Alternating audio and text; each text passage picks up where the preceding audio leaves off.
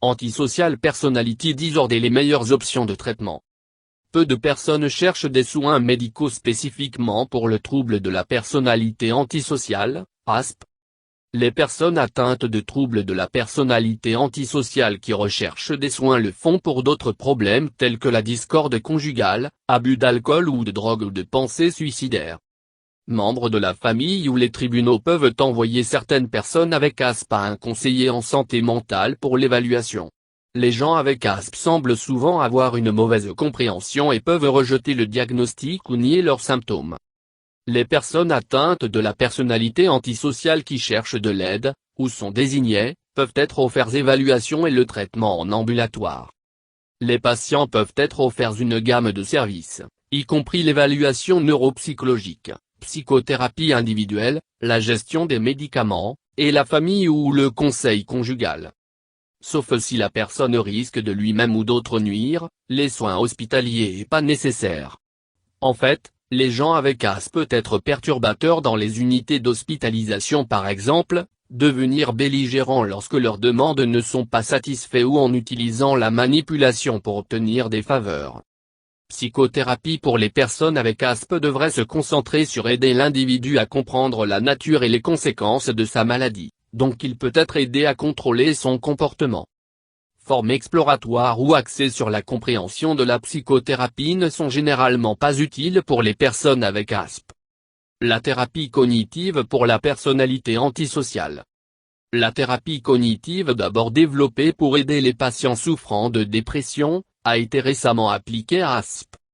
Le thérapeute doit établir des lignes directrices pour la participation du patient, y compris l'assiduité, la participation active et à l'achèvement des travaux nécessaires en dehors des visites de bureau. Le patient qui se soumet à un traitement seulement pour éviter une peine d'emprisonnement ne sont pas l'intention d'améliorer. Le traitement doit être plus qu'un moyen par lequel les essais antisociaux d'éluder les conséquences de son comportement. L'objectif principal de la thérapie cognitive est d'aider le patient à comprendre comment il crée ses propres problèmes et comment ses perceptions déformées l'empêchent de se voir la façon dont les autres le voient. Parce que les gens de la personnalité antisociale ont tendance à blâmer les autres, ont une faible tolérance à la frustration, sont impulsifs et forment rarement des relations de confiance, de travailler avec ces personnes est difficile. Les personnes atteintes de ASP manquent souvent de motivation pour améliorer et sont notoirement pauvres auto-observateurs. Ils ne se voient pas tout simplement comme les autres. Les thérapeutes doivent être conscients de leurs propres sentiments et rester vigilants pour éviter que leur réponse émotionnelle à leurs patients de perturber le processus de traitement. Peu importe la façon déterminée, le thérapeute peut être d'aider un malade antisocial. Il est possible que le passé criminel du patient, l'irresponsabilité et la tendance à la violence imprévisible peuvent le rendre complètement inéluctable. Les meilleures perspectives de traitement viennent avec des professionnels bien en ASP, qui peuvent anticiper leurs émotions et de présenter une attitude d'acceptation sans moralisme. Les médicaments pour la personnalité antisociale. Aucun médicament sont couramment utilisés ou spécifiquement approuvés pour le traitement ASP. Plusieurs médicaments, cependant, ont été montrés pour réduire l'agression, un problème commun à de nombreux antisociaux. Le médicament le mieux documenté est le carbonate de lithium, qui a été trouvé pour réduire la colère, le comportement et la combativité parmi les prisonniers menaçants. Plus récemment, le médicament a été montré pour réduire les comportements tels que l'intimidation, combat et colère des explosions dans les enfants agressifs. Phénitoïne, dilantin, un anticonvulsivant, a également été montré pour réduire l'agressivité impulsive en milieu carcéral. D'autres médicaments ont été utilisés pour traiter l'agression principalement chez des patients cérébro-lésés ou mentalement retardés. Ceux-ci comprennent la carbamazépine, le valproate, le propranolol, la buspirone et l'atrazodone. Les médicaments antipsychotiques ont également été étudiés dans des populations similaires. Ils peuvent dissuader l'agression, mais potentiellement induire des effets secondaires irréversibles. Tranquillisants de la classe des benzodiazépines ne devraient pas être utilisés pour traiter les gens avec ASP parce qu'ils sont potentiellement addictifs et peut entraîner une perte de contrôle du comportement. Les médicaments peuvent aider à soulager d'autres troubles psychiatriques qui coexistent avec ASP, y compris la dépression majeure, le trouble de l'anxiété ou de déficit de l'attention et hyperactivité, produisant ainsi un effet d'entraînement qui peut réduire les comportements antisociaux. Troubles de l'humeur sont quelques-unes des conditions les plus courantes d'accompagnement ASP et sont parmi les plus traitables. Pour des raisons qui restent inconnues, les patients déprimés avec des troubles de la personnalité ont tendance à ne pas répondre aussi bien aux antidépresseurs que les patients déprimés sans troubles de la personnalité. Antisociaux avec le trouble bipolaire peuvent réagir au carbonate de lithium, la carbamazépine ou le valproate, ce qui peut aider à stabiliser l'humeur et peut diminuer les comportements antisociaux ainsi. Stimulant médicament peut être utilisé pour réduire les symptômes du trouble déficitaire de l'attention, une condition qui peut aggraver l'agression et l'impulsivité qui peut accompagner ASP. Stimulants doivent être considérés judicieusement, car ils peuvent provoquer une dépendance. Formes incontrôlables et dangereuses de comportements sexuels peuvent être ciblées par des injections d'acétate de médroxyprogestérone, une hormone synthétique qui réduit les niveaux de testostérone. Addiction en family counseling.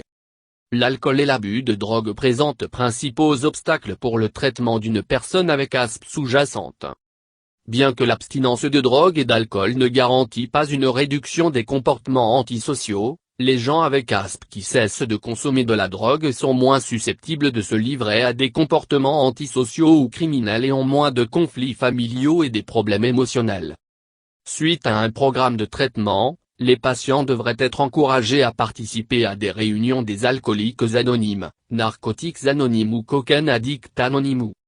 Le jeu pathologique est un autre comportement addictif commun aux personnes atteintes de cette condition. Bien que peu de programmes formels de traitement existent pour les gens tellement préoccupés par le jeu que rien d'autre ne, les personnes atteintes de la maladie devraient être encouragées à participer à Gamblé Anonyme.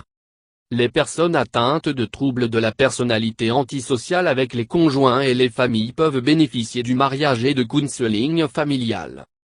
Amener les membres de la famille dans le processus peut aider les patients antisociaux se rendre compte de l'impact de leurs troubles. Antisociaux qui étaient mal parentés peuvent avoir besoin d'aide à l'apprentissage des compétences parentales appropriées. Incarcération peut être la meilleure façon de contrôler les cas les plus graves et persistants de troubles de la personnalité antisociale. Garder les délinquants antisociaux derrière les barreaux pendant leurs périodes criminelles les plus actives réduit l'impact social de leur comportement. Troubles de la personnalité antisociale, APDOUFE, vitesse d'attaque. Un trouble de la personnalité, PD, est une tendance persistante de l'expérience interne et le comportement qui diffère nettement de ce qui est considéré comme normal au sein de sa propre culture de la personne. Troubles de la personnalité sont regroupés en groupes A, B et C sur la base des symptômes dominants.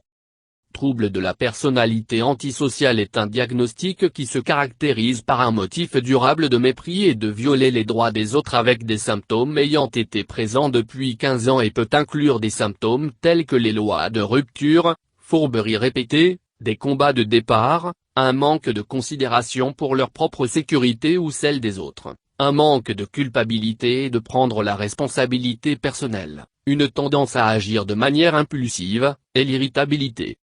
Bien que pas un diagnostic formel, la psychopathie est considérée comme une forme plus grave de trouble de la personnalité antisociale.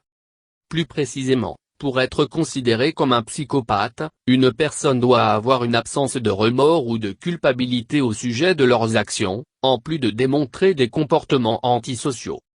Les psychopathes ont tendance à être très méfiants ou paranoïaques, même en comparaison à des personnes souffrant d'un trouble de la personnalité antisociale, qui tend à conduire la personne psychopathe à interpréter toute agression envers eux comme étant arbitraire et injuste.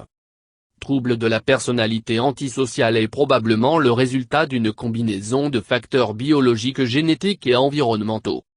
Certaines théories sur les facteurs de risque biologiques pour le trouble de la personnalité antisociale comprennent le dysfonctionnement de certains gènes, les hormones, ou des parties du cerveau. Diagnostiqués souvent associés à un trouble de la personnalité antisociale comprennent les troubles liés à la toxicomanie, le trouble d'hyperactivité avec déficit de l'attention, TDA, et troubles de la lecture. Les théories concernant les circonstances de la vie qui augmentent le risque de développer un trouble de la personnalité antisociale incluent une histoire de physique de l'enfance, sexuelle ou psychologique, la négligence, la privation, ou d'abandon, associant avec des pères qui se livrent à des comportements antisociaux, ou d'avoir un parent qui est soit antisocial ou alcoolique. Comme il n'y a pas de test spécifique définitif qui peut diagnostiquer avec précision le trouble de la personnalité antisociale, professionnels de la santé effectuent un entretien de santé mentale qui évalue la présence de symptômes antisociaux.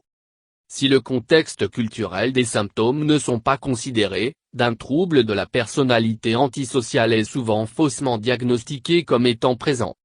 La recherche indique que les membres des minorités ethniques ont tendance à être à tort un diagnostic de trouble de la personnalité antisociale, ce qui entraîne de façon inappropriée en moins de traitement et plus de punition pour ces personnes.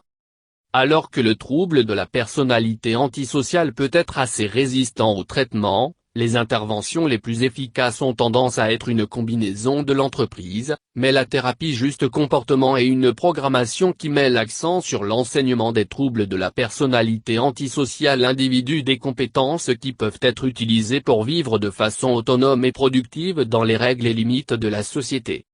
Bien que les médicaments ne traitent pas directement les comportements qui sont associés à un trouble de la personnalité antisociale, ils peuvent être utiles dans le traitement des conditions comme les sautes, la dépression, l'anxiété et l'humeur qui souvent coproduisent avec cette condition. Si non traitées, les personnes souffrant d'un trouble de la personnalité antisociale sont à risque de développer ou d'aggraver beaucoup d'autres troubles mentaux, ainsi que pour l'automutilation ou de mourir d'homicide ou de suicide. Beaucoup de gens avec antisocial expérience de troubles de la personnalité, une rémission des symptômes au moment où ils sont âgés de 50 ans. Continuez la lecture. Psychopathie, mais pas un trouble de santé mentale officiellement reconnu par l'American Psychiatric Association, est considéré comme une forme plus grave de trouble de la personnalité antisociale. Plus précisément, pour être considéré comme un psychopathe, aussi appelé un sociopathe, une personne doit avoir une absence de remords ou de culpabilité au sujet de leurs actions, en plus de démontrer des comportements antisociaux. D'autres symptômes de base de cette condition sont pensés pour inclure un grave manque de prendre soin des autres, un manque d'émotion, l'excès de confiance, l'égoïsme et une plus forte propension à l'agression par rapport à d'autres personnes souffrant d'un trouble de la personnalité antisociale.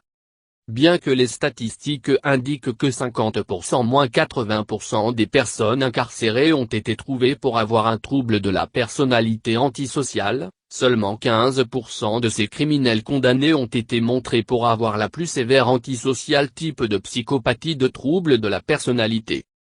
Les psychopathes ont tendance à être très méfiants ou paranoïaques, même par rapport à des personnes souffrant d'un trouble de la personnalité antisociale. Les implications de cette attitude suspecte peuvent être désastreuses, en ce que les pensées paranoïdes ont tendance à conduire la personne psychopathe d'interpréter tous les comportements agressifs envers eux, même ceux qui sont justifiés, comme étant arbitraires et injustes. D'autres conditions qui sont considérées comme des facteurs de risque de trouble de la personnalité antisociale comprennent la toxicomanie, le trouble d'hyperactivité avec déficit d'attention, TDA, les troubles de lecture, ou troubles du comportement, qui est diagnostiqué chez les enfants. Les gens qui souffrent d'une dysfonction cérébrale temporaire ou permanente, souvent aussi appelée lésion organique du cerveau, sont à risque de développer des comportements violents ou autrement criminels.